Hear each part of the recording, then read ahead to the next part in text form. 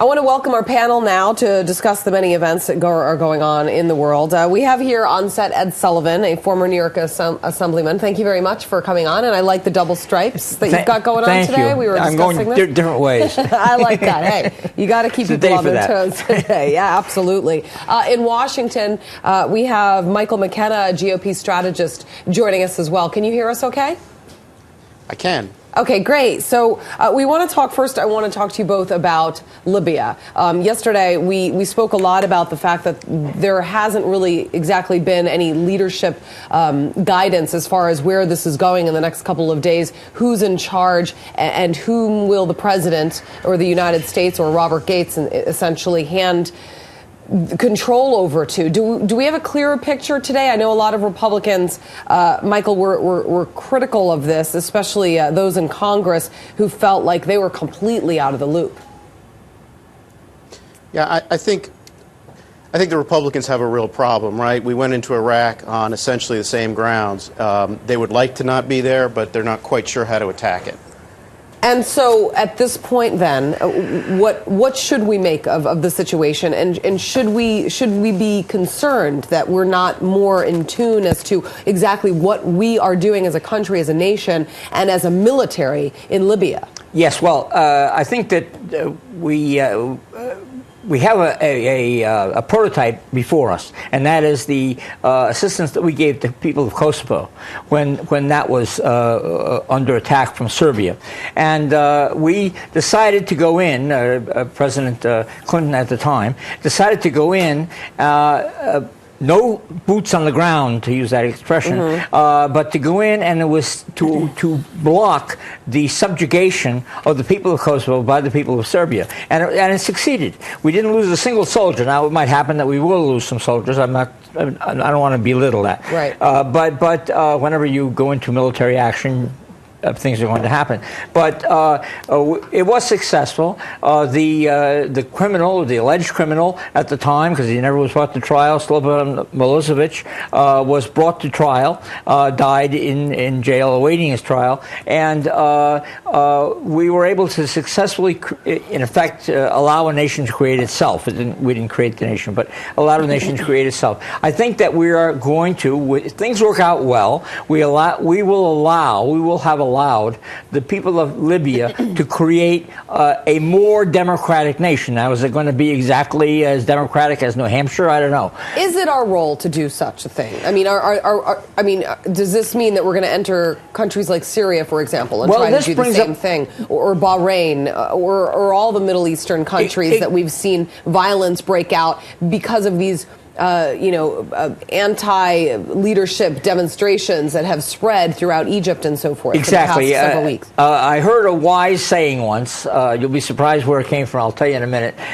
Just because you can't do everything doesn't mean we shouldn't do anything. Well, and in Libya, we have a specific scenario we have a specific here where area. Gaddafi has been, responsible it for... It needn't expand. It might expand, but it needn't expand. We could go in there, the Libya revolution could take over, and then we could leave and not bother with Syria and Yemen and other countries. Pan Am 103. I mean, there has never been anyone who has gone down. I consider Gaddafi a criminal. Always have. Gaddafi is a war criminal. Our mistake was dealing with him at all. He was an international war criminal, and there's no, in my mind, there's no question. Why didn't we go after him sooner? I don't know. I mean, that was another question. Maybe that was a failure of leadership. Maybe you can talk to me about this, because Michael, I mean, many would wonder, why didn't we go after him sooner? And if we were going to enter this region because of the violence on their own people, this humanitarian mission, if you will, that the White House is referring to it as, this happened and started happening months ago, if not years ago. Yes. The people being killed and tortured due to their dictators not allowing them to have a voice. And now, all of a sudden, we're having a hand in it? Yeah. I want to let him jump in for a second. Yeah, I think part of the problem with this is that there was, no particular hurry. There was no particular reason to choose the time that the president chose, and therefore that the Congress should have been involved in some important way. You asked an important question, is the country, why should the country be invested in it? And the truth of the matter is, we don't know, because we've never had an informed debate about it. And why now rather than 10 years ago or 10 years from now? We don't know. And why are we supporting this group of revolutionaries rather than the Syrians or the ones in Bahrain? And the answer is, again, we don't know. Go ahead. I don't necessarily agree that there wasn't a hurry. The Gaddafi forces were on their way to capture the second largest city in Libya, and within a day or 2 days, at the most, they would have captured that city, and there would have been a terrible toll taken by the people of that city. We had to move at that moment or not move, right, because then it would have been over. So you can argue whether it should have done it all, but if it had to be done, it had to be done then. We did not have a time for a 2-week congressional debate. Michael, I think this is very interesting. We have a poll on foxnews.com, You Decide, and I want to throw it up on the screen because it's very relevant to what you just mentioned. Can the U.S. afford military involvement in Libya? And an astounding majority, 58.67% right now, currently answer no. It's too costly. 31% say yes, this mission is important to our own security. 10% not sure. Is this mission important to our own security, Michael? You know, I have 2 nephews in the United States Marine Corps, and I think when you ask people that question, it comes home. It's, are you willing to see young American men die for this mission?